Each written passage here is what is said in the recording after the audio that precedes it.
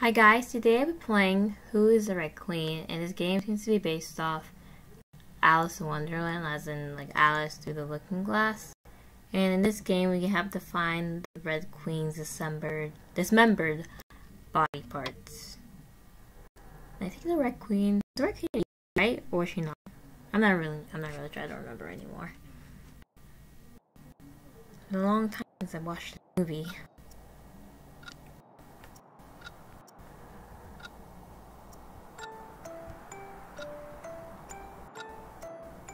Falling. I was falling down this rabbit hole with no start nor end. I was falling. Where had I gone? Where could I go? As if I were forgetting something very important, I fell down through a sparkling, shining darkness, too bright to be dark, too dark to be bright. I must have been chasing after someone, after something. Like a girl whose curiosity was piqued by a rabbit with a watch, I was falling down, again. These endless wells seemed to lead everywhere, yet nowhere at once. Either the hole ended very deep, or I descended very slow. Was I truly even going downward? Perhaps this was all a dream, a fever dream, or in more words, a fantasy that would be as soon forgotten as was had. It held just one certainty. I was Alice. Alice was me. Now then, just how long was I supposed to keep falling? The air brushed past my fingers, my cloak ruffling upward, a quiet humming breeze caressed my cheek. As if I could hear someone's voice, a pleasant wind, a woman's voice, I strained my ear for whispers in the wind. Alice, what a time for madness. What a bit of fear of vertigo. Should you not have focused on topics more pressing? Like the darkness or the light, or how you couldn't awaken from this dream? But even now, you were just falling. What does it matter?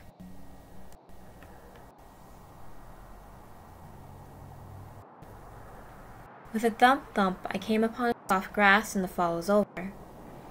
Not a bit hurt, I was forced myself to my feet. Up above my head, the minute I fell had not a tear in its blue canvas. Down about my eyes, only unfamiliar surrounded me. I started on an exploratory stroll. I feel like it's using different types of... What I'm reading, it reads like a poem.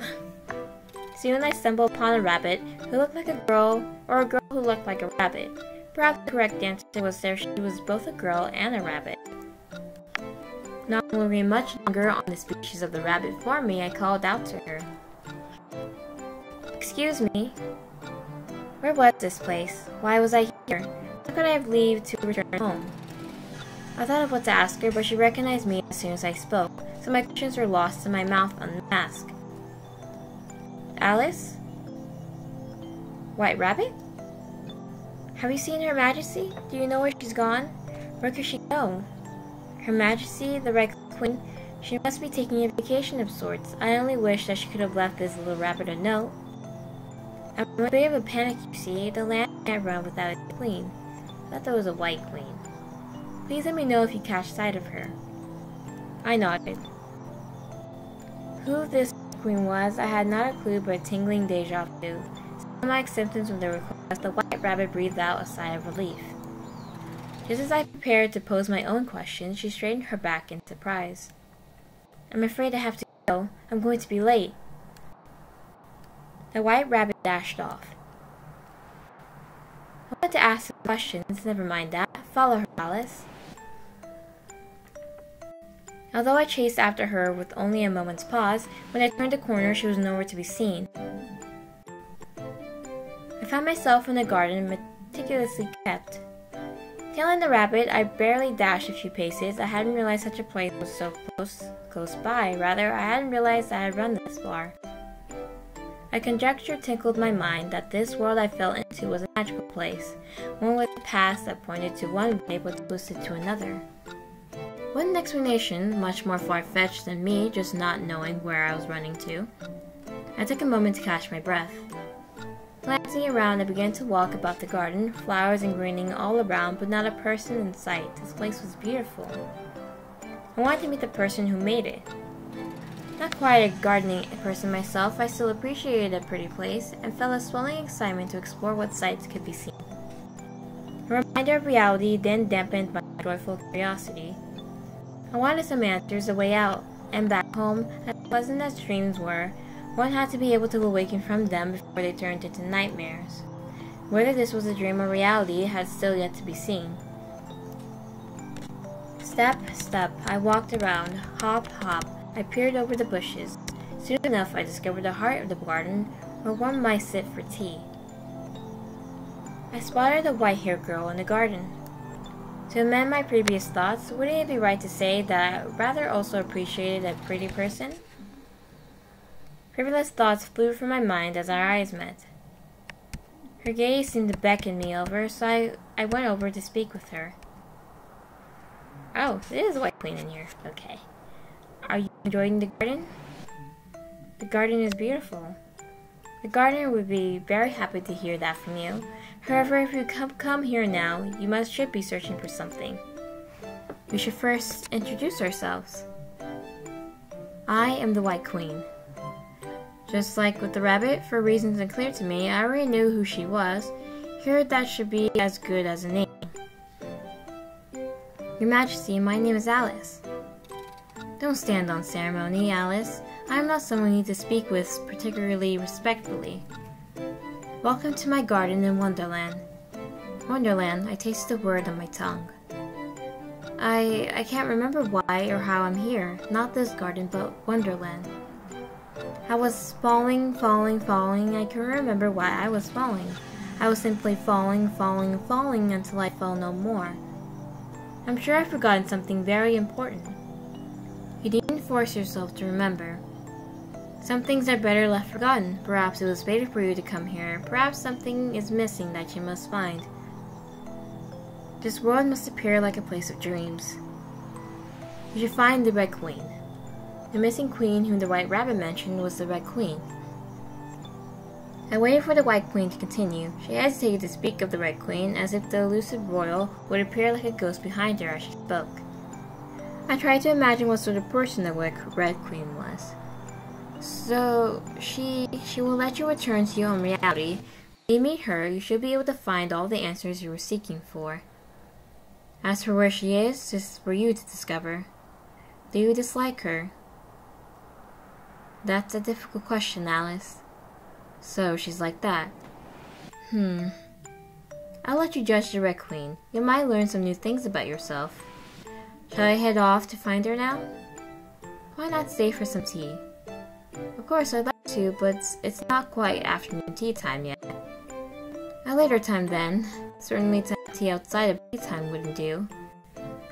I won't keep you for far too much longer, Alice. I'm sure you'll be able to find that person soon enough. Until later. Later. I waved goodbye as the White Queen departed from her garden.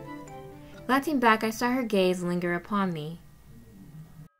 I stepped onto a twisting path in the forest. I didn't know which way to go to find the elusive Red Queen, turning left and right. To find the Queen, I thought to seek a castle. However, the rabbit said that the Queen was missing, so unless the rabbit had also forgotten something very important, the Queen shouldn't have been at the castle. The Red Queen, she seemed like a troubling person. The way the White Queen face froze, tongue stuttering along, as the topic of the Red Queen made me wonder, was the latter queen a tyrant or a fool?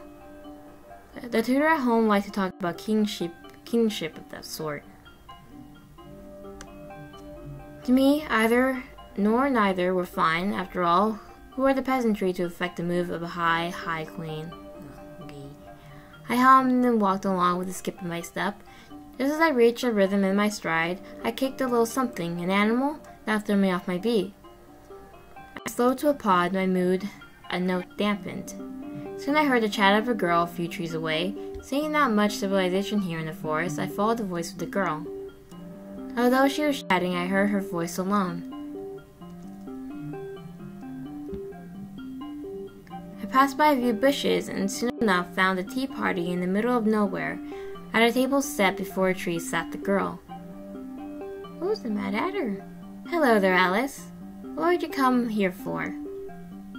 Her chatter ceased, her mismatched eyes pierced through me in this place. There's no room here at the table, so don't take a seat.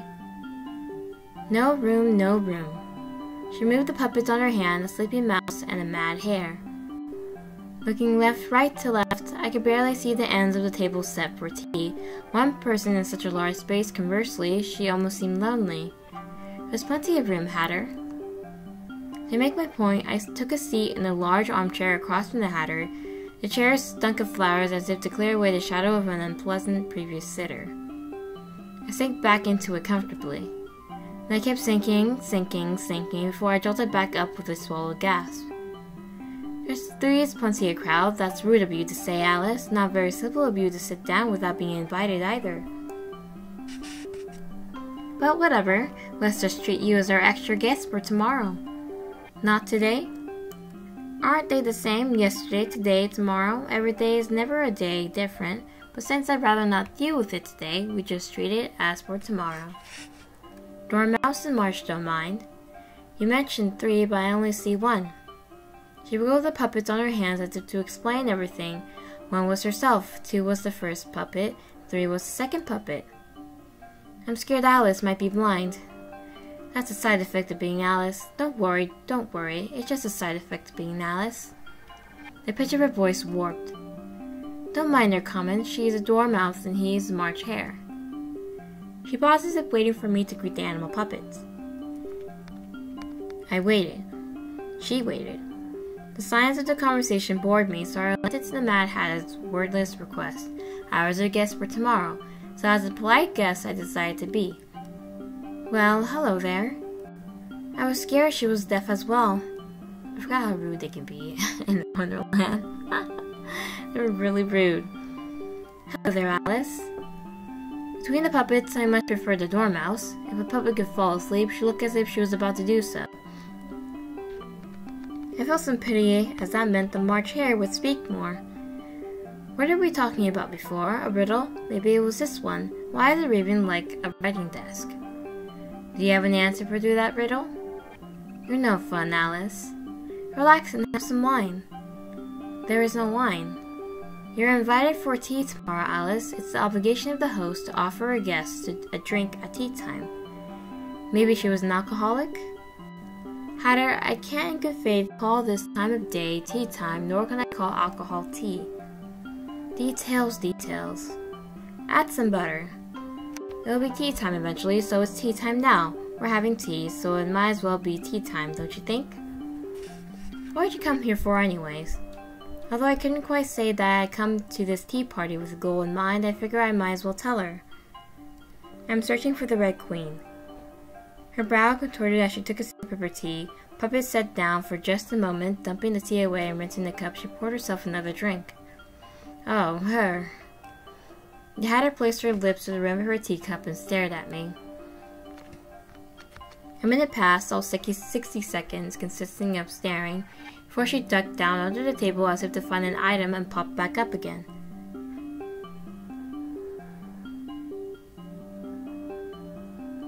Staying and chat for a moment, I'll help you with a little something regarding Her Majesty. The Hatter poured me a cup of tea and slid over a plate of sandwiches. The plate hurtled towards me, forcing me to hurriedly grab it lest sandwiches spilled all over my lap. Luckily, the cup of tea arrived much more calmly. I took a taste, finding Earl Grey. Is it tomorrow already? At the very least, it wasn't time for the afternoon tea. If I had known I would have tea now, I would have stayed a little longer to have some with the White Queen as well. It was not that people couldn't have tea outside of afternoon tea, but it was a principle of things. If people drank tea any time of the day, they would drink it all day. I don't know about that. I sipped some more, enjoying the citrusy flavor of this black tea. Today is tomorrow for yesterday, don't you think? Unless she doesn't think. That would have been rude of you to ask. She's just normal. Ogorno? I'm certainly sitting up quite straight. Regarding the Red Queen, do you have some news about her? I say, I have some business with her instead. Something to do with meat and flesh and all other red things that a Red Queen might have to do with. Aren't you a hatter? Yes. Not a butcher? Unless your meat is made of the hat? While talking about all things unappetizing, I took a small bite of the sandwich filled with an ambiguous color.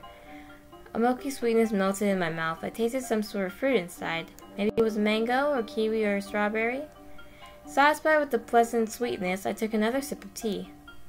This tea and these sandwiches are delicious. Thank you, Alice. You made them? Compliments to you, then. Wow, such flattery. Since you put me in a good mood, I guess we can go ahead with Her Majesty's matter. In fact, she's been sitting here with us the whole time. We're eating her. I sat up even straighter in confusion. Glancing around, I saw no queens in sight, not a human nor animal besides the two of us here. The Hatter rolled her chair over and pulled a cloth off from over the chair's holdings. Ta-da! Nausea ran up my spine. On the chair sat a chunk of meat dressed up in tattered human clothes. Still dripping red, the flesh seemed to ripple, undulating. Was it rotting, or was it still alive? My head spun as I squinted at the thing. This meat, no, this thing resembled a human torso. With half a neck and chopped off limbs, dolled up with what could have been fancy clothes, this was surely human flesh. I sensed an odd familiarity to the torso, but also felt as though I was looking at it from an incorrect angle. This was the torso of a regal woman. This was raw human flesh. This is the Red Queen? An inappropriate question flitted across my mind. Can we consider it as sitting if it didn't have legs? I suppose yes. I thought you said you were a butcher hatter. We definitely couldn't consider this a hat. Having just eaten, the strawberry taste in my mouth turned to a meaty texture like raw pork. I could almost taste the sweet, rotten fat. I swallowed. I wonder if the hatter wanted to make me sick. Yes, I'm a hatter. I closed my eyes and rubbed the bridge of my nose. Too distracted by the surprise, the feeling of my fingers almost felt like wet ground meat, even though I was sure that my digits were still attached to my palm. The image lingered uncomfortably behind my eyelids, not with a disgust, but with another inexplicable emotion, a negative one for sure. I looked at the torso again, and it seemed so still. I saw exposed bone and a shattered trachea. The cut must have not been wholly clean, made with the blade sharpened not quite enough, yet also dulled not quite enough. Yes, this was the Red Queen. I knew why I knew, but a voice in the back of my head told me that this was the Red Queen, a part of the Red Queen. I'm afraid Her Majesty can't speak right now. The Hatter stirred her tea and popped a bite-sized sandwich into her mouth, munching happily. Doesn't look like that, Alice. The Hatter didn't dismember Her Majesty. Yes, Hatter is innocent. Since only the Hatter spoke up in defense of herself, I wasn't particularly inclined to believe her, but whether or not she did kill the Red Queen, the end result sat before me. What should I do now? I murmured my uncertainty at this dead end aloud. What do you mean? All you have to do is bind the other pieces. If you have anything you need Her Majesty for, all you need to do is put her back together. Have you forgotten, Alice? That sounded mad. So mad I wanted to laugh. This is Wonderland, after all. All I needed to do was bind the pieces. That was right, Alice. That was all you needed to do. It would either be terribly simple or terribly hard. If that no one had fed the Red Queen to the pigs or minced her up for a patty. Regardless, all I really needed was a head and a torso if I wanted to talk to her, to ask her about the secrets to returning home. May I take the body with me? Alice, you're a civilized girl. Did you really want to lug around a piece of meat like you were some meat seller, selling to give the cannibals? No. That would be unfair, don't you think? Once you find most of her parts, let's just say the limbs, I'll give you a special present and help you out again. She patted the box off to the side of the table. The box was just big enough for a cake, or a cat, or a cake, or maybe something like a hat. Of course, don't peek or try to find out what the present is. It wouldn't be a surprise like that, and I'll be very, very upset if you cheat. With that smile on her face, I couldn't see her upset, Only muddled sincerity came through her voice. Now then, I've got to grab something off the stove before it burns. The Hatter got up from her seat and walked away. Here I was alone with the Red Queen's flesh. It was missing all 4 limbs and head, so to make her whole I would need to find 5 parts. Hoped that my search would be easy.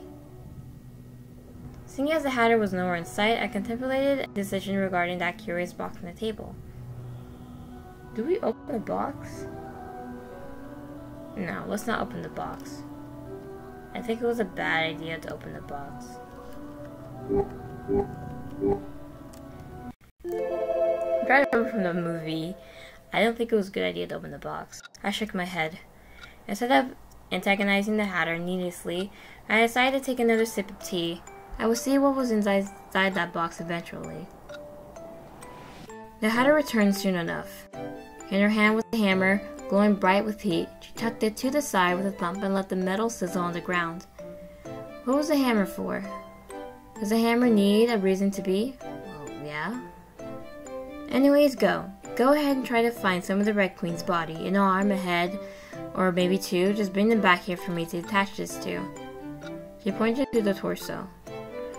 It'll still be tea time when you come back. Let's just count you as an extra guest for the next tomorrow as well. To be exact with time, now was not tea time. I suppose there's not much else to do here.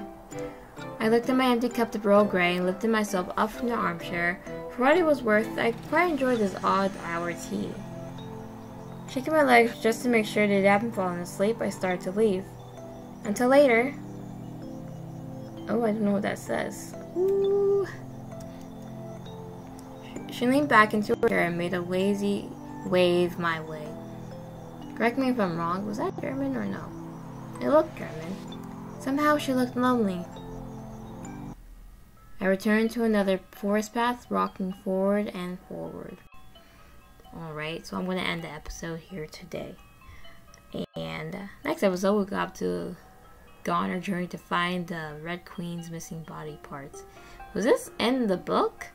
They didn't have this in the movie, from what the little I can remember. Like, I don't remember the Red Queen. Did she get her head chopped off, though? I'm not really sure. Well, thank you guys for watching this video. Bye!